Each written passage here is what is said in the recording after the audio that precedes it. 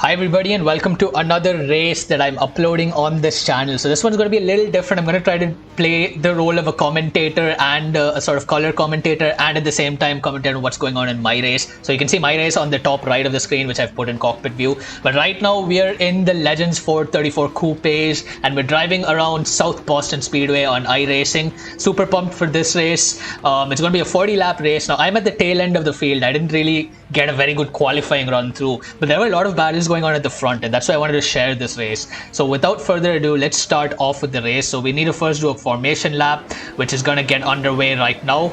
And as you can see, everyone's got off to a decent start. So we've got 2 laps to do behind the pace car, which you can see is way up here. And I'll get rid of the HUD in a while. I'm just keeping the HUD for now, just for a little bit of safety, you know, to just lay it back on it for now. Anyhow, let's see how this race starts. So we've got the blimp view over here. Now, like I said, there's going to be a good battle up front, but there's also a lot of chaos in the beginning of the race, and it'll be interesting to see it from the blimp view, because this will give you a better perspective of what's happening a little bit up front in the pack. So, you know, we're going to go green anytime now. So it's another lap to green. So we just need to complete one more lap around this track before we get fully under racing conditions. So yeah, it's not necessarily very easy driving around this track. These cars do understeer a lot, and it's quite a tight exit. So you're gonna see how chaotic the race can be. So let's get racing now. We've got the green flag, and cars have already started moving up ahead. Let's go up to the front of the pack here. So we got a good battle that will go on right up here. But as of now, as the order stands, we have got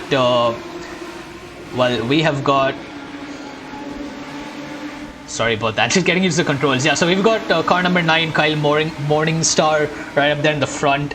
And then let's just pan to car number 2, because that's where a little bit of chaos happens. So he gets a little bit of a spin out of that corner, just loses traction and then loses it, bins it into the wall. And that sort of creates a bit of a concertina effect. We've got a little bit of a battle going on up ahead as well. So that's me on the yellow, number 4 over there, battling it out with number 10 and number 6 for potentially position number 6. So on that note, let's just go a little bit back up to the drivers up ahead.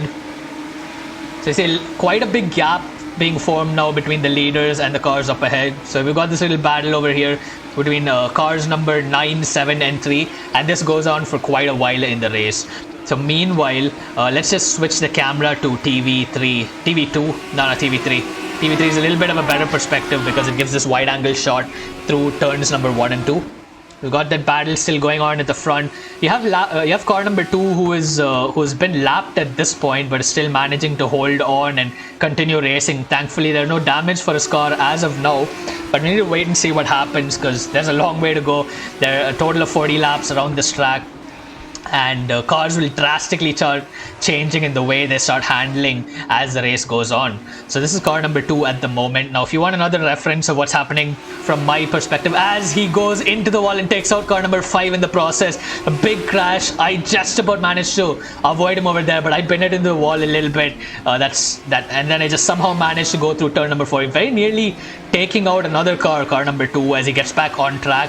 Now it's a really short track, this one, so you know, if you spin and crash your car, by the time you get any spins again, and there's just too much damage at this point for the car to continue driving. But yeah, I mean, if you spin and crash somewhere, by the time you recover, you're ultimately inevitably going to get lapped, and that's what's happened to car number 2 over here.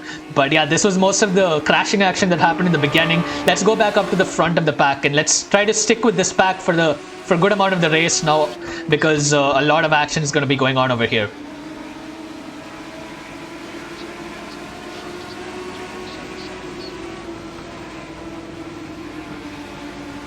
Yeah, so we've got car number 9, Kyle Morningstar, and behind him we've got Daryl Hosking in car number 7 battling it out, and then we've also got car number 3, Michael Brooks, and this is going to definitely be an entertaining battle to watch. So let me close off the HUD over here and allow you to enjoy this view. It's a little bit of a better perspective at this point. I hope the top right of my screen is not blocking you, because I'll try my best to shrink that video as much as I can. But on that note, let's just see what's happening over here. So car number 9 is pulling away a little bit, trying to get a little bit better traction out of the exit. He's managing to do that, and he's getting away from car 7, who's now, slowly starting to find a bit of grip. Now, what I've noticed is a lot of these professional drivers who are up ahead, really clean and really fast drivers, none of them are really hitting the apron. But if you look at my onboard, I keep hitting the apron. So the apron is basically that concrete surface, the transition between this black tarmac on the banked part of the road, the banked part of the circuit, and that flat white concrete that's in the inside. So the problem is, if you hit that, you will unsettle the car, but by hitting that, you get a little bit of an earlier apex, which allows you to maximize and open up your exit a little bit. And that's what I'm trying to do if you see the top right. Now, all of these drivers, of course, have slightly better setups going on, and they're able to just about nail that corner with their wheels. So you see, yeah, quite standard lines. It's very interesting to see how these drivers are varying their lines through these corners. So at this point, we are just about wrapping up lap number 15, I believe. They're about to start lap number 16 at this point in the race, and quite a big gap now to the cars behind. So you see number 3 trying to take a slightly wider exit over there just to maximize momentum. Number 7 just taps the wall, rushes it, and just gets a little bit of traction on exit. Now he's starting to get into the slipstream of car number 9 up ahead, and he's just about close enough now to slightly start closing the gap. Will he make a move down into this corner? We'll need to wait and see. He's not quite there yet at the moment, but you can already see he's found his pace, he's found the momentum, he's got up to grips, and he's in his element at the moment, just being as aggressive as possible while the tire life exists. Also remember that these cars are running quite light fuel loads, as you see a little bit of oversteer on exit over there.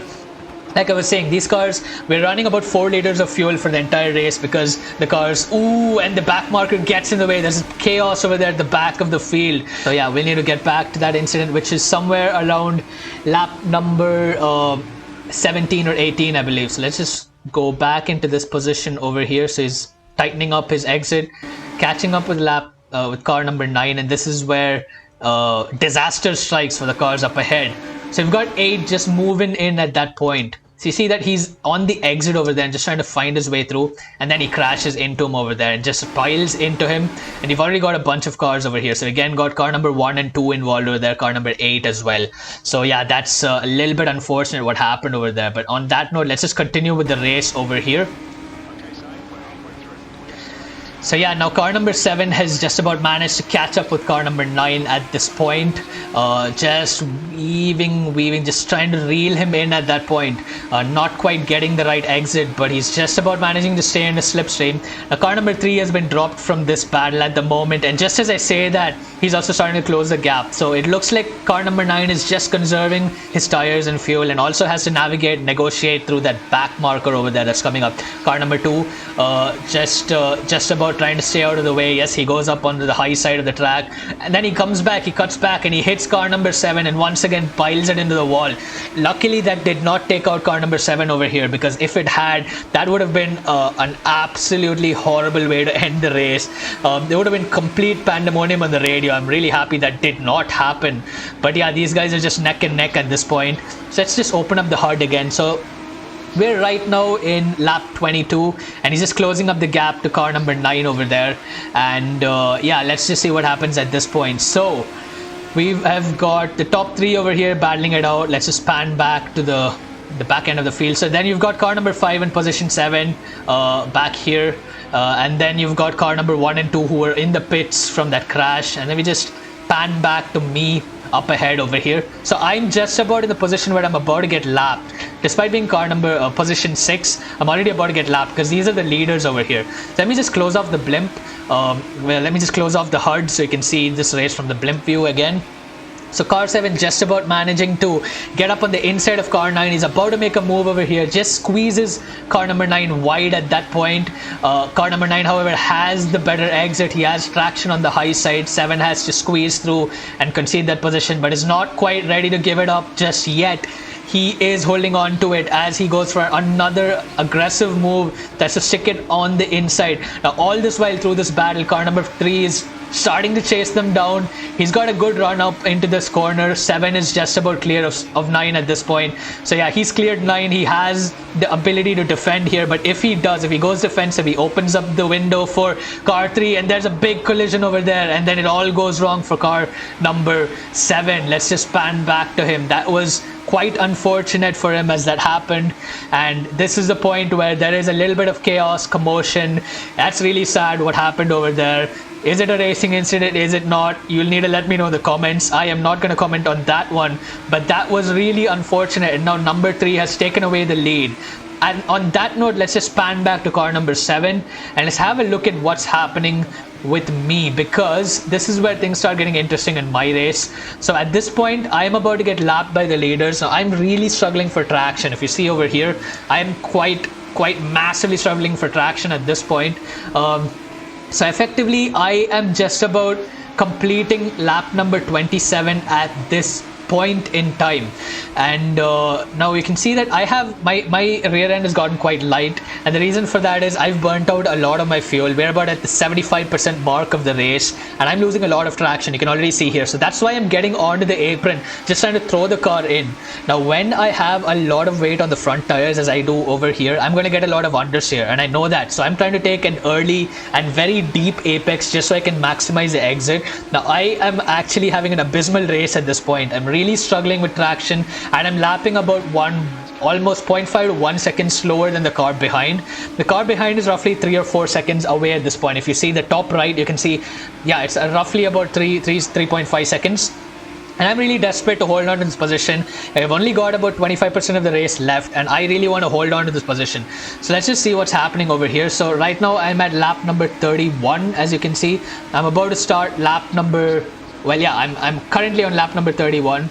So from this perspective, you can already see that the car behind is slowly starting to catch up. So yeah, no, there are a bunch of lapped cars are out of the way. About 3 to 4 seconds is the gap between me and the car behind. And I think a good view to look at this race, I mean, a good view to pan to at this point would be rear chase. Okay, yes, I've got rear chase over there. So the thing is, now I've got lap traffic. That is actually lap traffic that's behind me, and I just want to give that position. I want to concede that position because I do not want to battle with this car at this point in time. So I basically just concede that position, let the car through, and this is where I'm going to start having to defend for my life from car number 5, who's right there at the back. You can see that car just trying to chase me down. So you can see from this view that I'm just really struggling for traction, especially mid corner.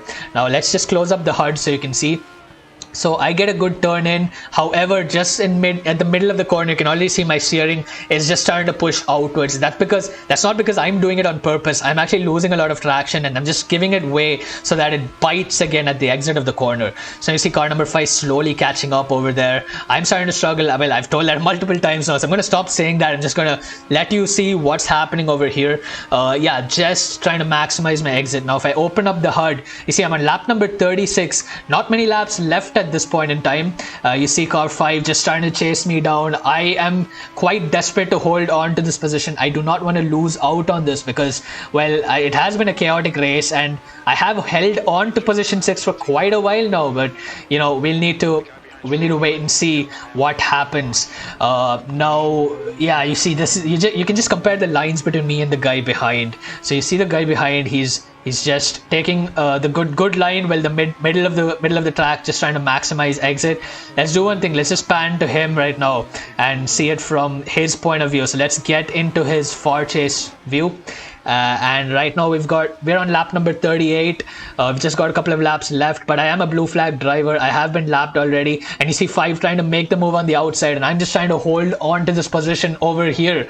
And then you see me again going super defensive into this corner. I'm just trying to hold on just a little bit more left before the race is fully done, and I push on over here, and I've just about managed to finish the race ahead of car number 5. That was a really intense race. That was a lot of fun back here, but way up at the beginning, at the front of the grid, you see car number 7 unfortunately losing out in that battle after being the victim of a bump and run over there in that instance. So on that note, thank you so much for joining me on this race. This is a lot of fun to commentate.